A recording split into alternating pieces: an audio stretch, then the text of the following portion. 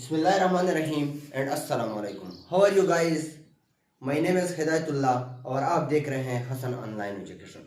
आज के जो हमारा लेक्चर है वो important aromatic electrophilic substitution reaction के हवाले से है।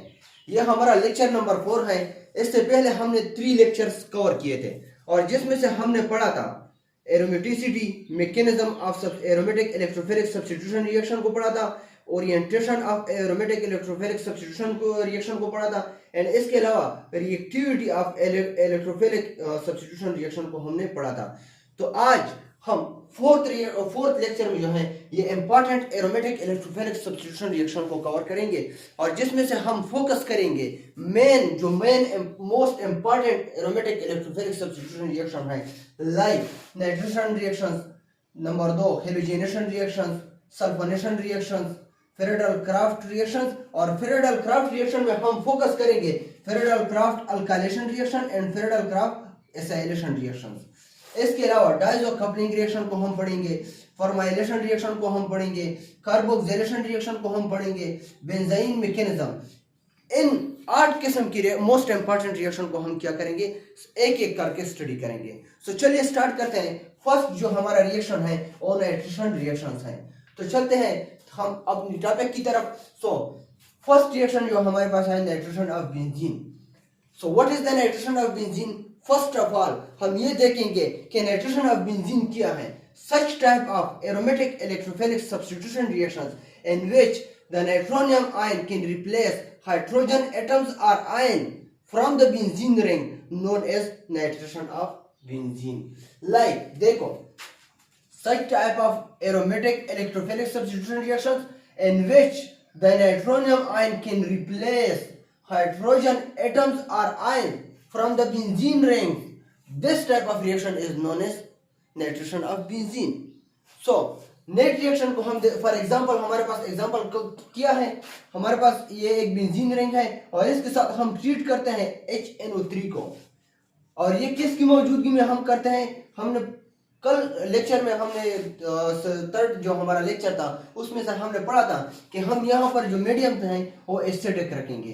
तो यहाँ पर हम H2SO4 को यूज करते हैं और जिसके नतीजे में हमारे पास प्रोडक्ट आता है नाइट्रोबेंजीन या मोनो सब्स्टिट्यूटेड बेंजीन।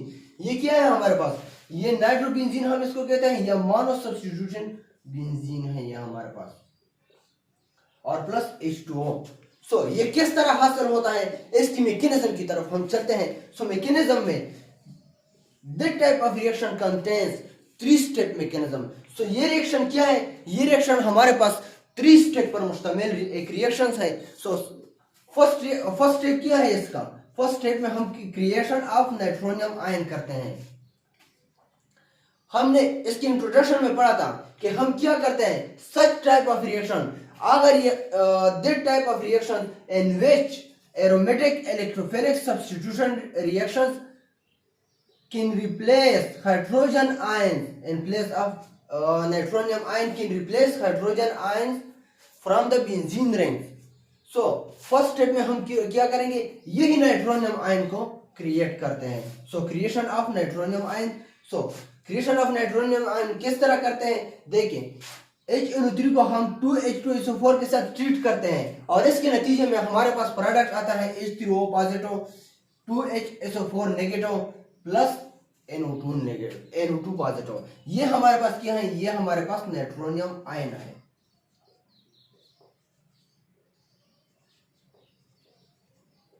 ये हमारे पास नाइट्रोनियम आयन है।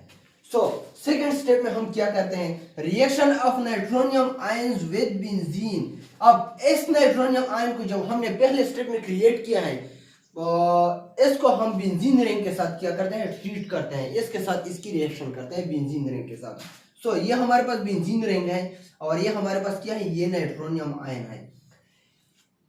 थर्ड लेक्चर में हमने ये पढ़ा था कि ये जब फर्स्ट इलेक्ट्रोफाइल आता है तो कहीं पर भी अटैच हो सकता है, मतलब यह है कोई यहाँ पर भी अटैक कर सकता है, यहाँ पर भी अटैक कर सकता है, यहाँ पर भी अटैक कर सकता है, यहाँ पर भी अटैक कर सकता है, यहाँ पर भी अटैक कर सकता है और यहाँ पर भी अटैक कर सकता है। फॉर एग्जांपल हमने इस इलेक्ट्रोफाइल को यहाँ पर अटैच किया है, ऑर्थो पोजीशन पर हमने इसको अटैच किया है। ये हमारे पास इसकी रिएक्शन जब इलेक्ट्रोफाइल जब रिएक्ट करता है विद बेंजीन रिंग, इलेक्ट्रोफाइल यहाँ पर हमारे पास क्या है, नाइट्रोनियम आयन है, ये जब यहाँ पर रिएक्ट करता है सो ये यहाँ पर अटैच होगा, ये बॉन्ड इस तरह ब्रेक होगा, ये बॉन्ड जब इस तरह ब्रेक होगा तो यहाँ पर नेगेटिव चार्ज आता है और यहाँ पर पॉजिटिव, और ये NO2 पॉजिटिव यहाँ पर अटैक करता है। सो ये यहाँ पर अटैच हुआ। आगे इस स्टेप के अलावा फिर क्या शुरू हो जाता है, रेजोनेंस प्रोसेस शुरू हो जाता है, जो हमने थर्ड लेक्चर में कवर किया था कि किस तरह रेजोनेंस प्रोसेस जो है वो शुरू हो जाता है। तो आगे जो है रेजोनेंस शुरू होता है एंड थर्ड स्टेप में हम क्या करते हैं, डीप्रोटोनेशन। हम डीप्रोटोनेशन करते हैं, कहां से करते हैं, from make the nitronium ion can attach. हम उस पॉइंट से डीप्रोटोनेशन करते हैं, मतलब यह कि रिमूवल ऑफ हाइड्रोजन करते हैं या हाइड्रोजन को रिमूव करते हैं उसी पॉइंट से जहां पर नाइट्रोनियम आयन जो है वो अटैच है। सो नाइट्रोनियम आयन कहां पर अटैच है, नाइट्रोनियम आयन यहां पर अटैच है, तो यहां से हम इसी हाइड्रोजन को हम क्या करते हैं, रिमूव करते हैं। सो थर्ड स्टेप जो है वो हमारा deprotonation from with the nitronium ion attach. हम उसी पॉइंट से डीप्रोटोनेशन करते हैं या हाइड्रोजन को रिमूव करते हैं जहां पर नाइट्रोनियम आयन अटैच है। सच ये हमारे पास ये है, ये बॉन्ड क्या हो जाता है, ये बॉन्ड इस तरह ब्रेक होता है तो यहाँ पर नेगेटिव चार्ज आता है और ये एज अ पॉजिटिव की तरह, फॉर एग्जांपल ये हमारे पास यहाँ पर फॉस्फर होता है एज अ हाइड्रोजन पॉजिटिव, लेकिन हमने यहाँ पर मीडियम जो है वो HSO4 नेगेटिव रखना है। जब यहाँ पर HSO4 नेगेटिव हमने यूज किया है तो ये डायरेक्टली रिएक्ट करता है इस हाइड्रोजन के साथ और ये पेयर बनाता है H2SO4, और हमारे पास ये जो है ये नेगेटिव और ये पॉजिटिव आपस में डबल बॉन्ड बनाता है and the aromaticity will then regain. So this is all about the nitration of benzene. अब हम नेक्स्ट पढ़ेंगे कि यहाँ पर हमने क्या पढ़ा है, यहाँ पर हमने पढ़ा है कि क्रिएशन ऑफ नाइट्रोनियम आयन। सो किन किन तरीकों से हम नाइट्रोनियम आयन को क्रिएट कर सकते हैं, अब हम नेक्स्ट इसी के बारे में पढ़ेंगे, the following way to produce और टू क्रिएट नाइट्रोनियम आयन।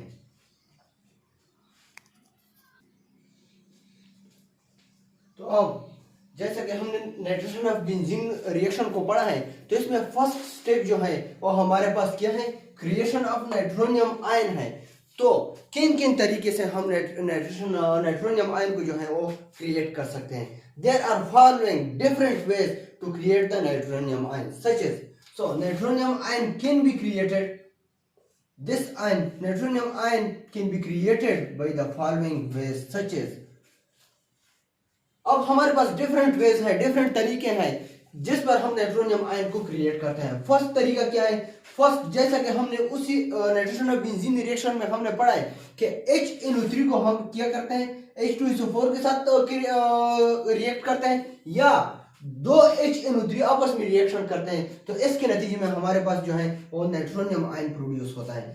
अब इसकी मैकेनिज्म की तरफ चलते हैं। फॉर एग्जांपल ये हमारे पास एक HNO3 है और ये दूसरा HNO3 है, तो यहाँ पर वन HNO3 में क्या करता है, ये बॉन्ड इस तरह ब्रेक होता है, यहाँ पर नेगेटिव चार्ज आता है और यहाँ पर पॉजिटिव चार्ज आता है, और यहाँ पर इस ऑक्सीजन के साथ लोन पेयर है, तो ये लोन पेयर जो है इसी हाइड्रोजन पर अटैक करता है, तो हमारे पास ये पैराडर बन जाता है प्लस NO3 नेगेटिव बन जाता है, और फर्दर जो है ये बॉन्ड इस तरह ब्रेक होता है और ये पॉजिटिव और नेगेटिव जो है ये आपस में जो है ये मतलब यह है कि पॉजिटिव और नेगेटिव आपस में कैंसिल करते हैं, और यहाँ पर जो है ये हमारे पास पॉजिटिव चार्ज आता है, तो आगे ये हमारे पास एक वाटर मॉलिक्यूल प्रोड्यूस हुआ और दूसरा जो है ये नाइट्रोनियम आयन जो है वो क्रिएट हो गया, और तीसरा जो है ये हमारे पास NO3 नेगेटिव ये सेम है।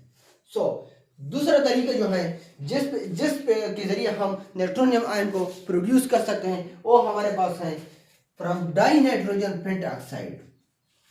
फ्रॉम डाई नाइट्रोजन पेंटऑक्साइड से हम नाइट्रोनियम आयन को जो है वो प्रोड्यूस कर सकते हैं। किस तरह प्रोड्यूस कर सकते हैं, फॉर एग्जांपल ये हमारे पास क्या है, N2O5 डाई नाइट्रोजन पेंटऑक्साइड है, तो इससे हमारे पास ये नाइट्रोनियम आयन क्रिएट हुआ है और दूसरा जो है NO3 नेगेटिव क्रिएट हुआ है। सो इसकी मैकेनिज्म की तरफ चलते हैं। ये एक डाई नाइट्रोनियम पेंट ऑक्साइड है, इसकी स्ट्रक्चरल फार्मूला है। और यहाँ पर ये बॉन्ड जो है वो इस तरह ब्रेक होता है, यहाँ पर नेगेटिव चार्ज आता है और यहाँ पर पॉजिटिव चार्ज आता है। तो ये हमारे पास जो है ये NO3 नेगेटिव प्रोड्यूस हुआ और दूसरा जो है ये हमारे पास NO2 पॉजिटिव जो है वो क्रिएट हुआ है। यहाँ पर ये नाइट्रोनियम आयन जो है ये हमारे पास क्रिएट हुआ है, नाइट्रोनियम आयन। सो ये दो तरीके तो हमने पढ़े। अब नेक्स्ट कौन सा तरीका है जिसके जरिए हम नाइट्रोनियम आयन को क्रिएट कर सकते हैं? तीसरा जो तरीका है वो from perchloric acid and HNO3।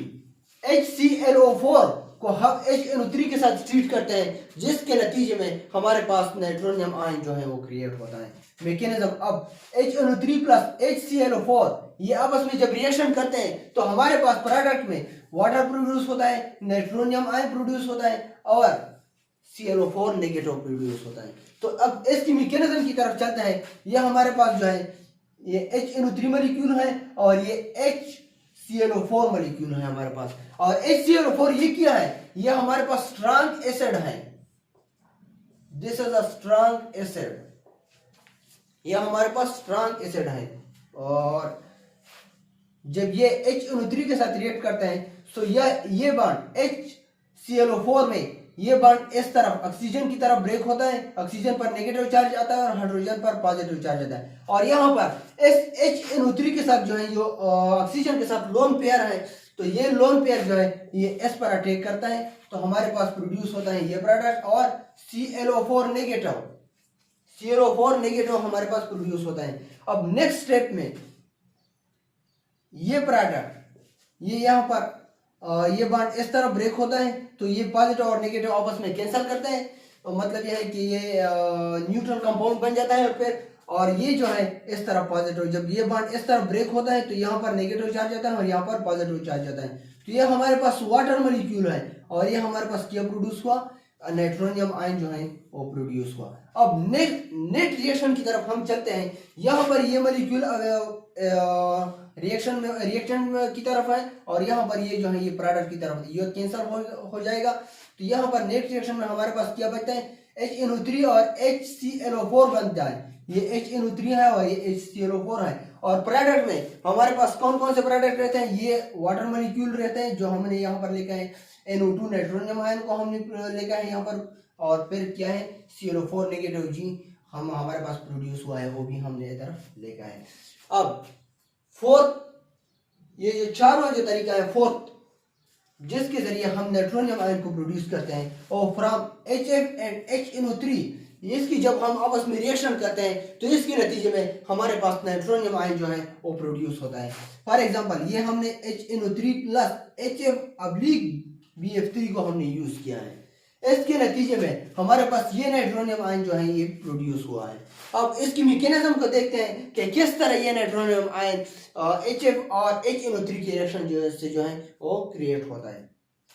For example ये HF प्लस BF3 है, ये जब आपस में रिएक्शन करते हैं तो ये बॉन्ड किस तरह ब्रेक होता है? ये बॉन्ड इस तरह ब्रेक होता है और इसका इस पर अटैक होता है, तो ये हमारे पास BF4 बन जाता है और जो है हमारे पास एक प्रोटॉन क्रिएट हुआ है। अब इस प्रोटॉन का HNO3 के साथ रिएक्शन होता है, ये हमारे पास HNO3 है और ये हमारे पास प्रोटॉन है। यहाँ पर ऑक्सीजन के पास लोन पेयर है और ये लोन पेयर जो है इस प्रोटॉन पर अटैक करता है और हमारे पास बन जाता है ये प्रोडक्ट। और फिर यही इसी प्रोडक्ट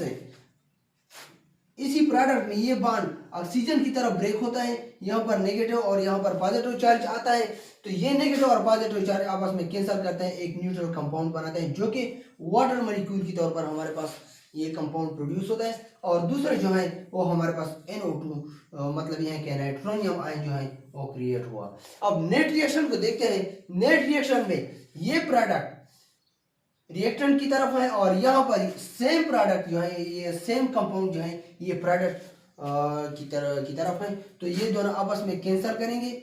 इसको हम मतलब ये है कि इसको नेट रिएक्शन में हम इंक्लूड नहीं करेंगे। तो यहाँ पर रिएक्टेंट में क्या क्या रहता है?